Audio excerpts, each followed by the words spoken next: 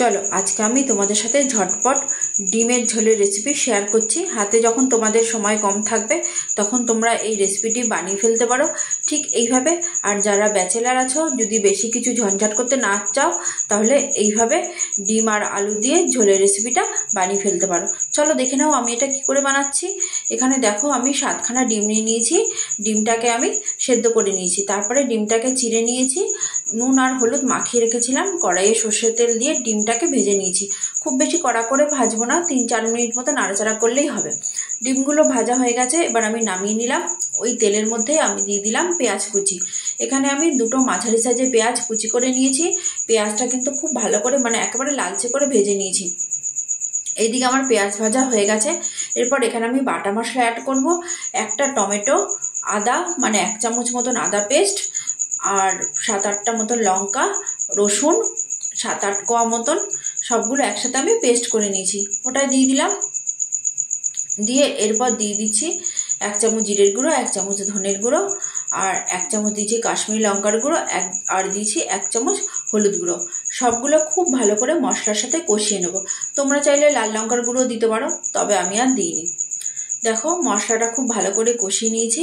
এরপর আমি দিয়ে দিলাম আলু। এই আলুটা কিন্তু আমি ডিমের সাথে একসাথেই সেদ্ধ করে রেখেছিলাম, তারপরে লম্বা লম্বা করে কেটে নিয়েছি। মশলার সাথে খুব ভালো করে আলুটাকে মিশিয়ে নেব।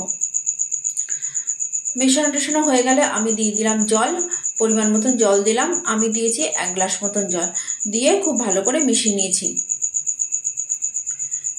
এরপর আমি দেব পরিমাণ মতন নুন দিয়েও খুব ভালো করে মিশিয়ে নিলাম। তোমাদের যদি আমার এই রেসিপিটা ভালো লাগে লাইক করবে, সাবস্ক্রাইব করবে, আর বাড়িতে এইভাবে বানাবে। হাতে যখন কম সময় থাকে তখন এইভাবে বানাবে, দেবে খুব তাড়াতাড়ি রান্নাটা হয়ে যাবে।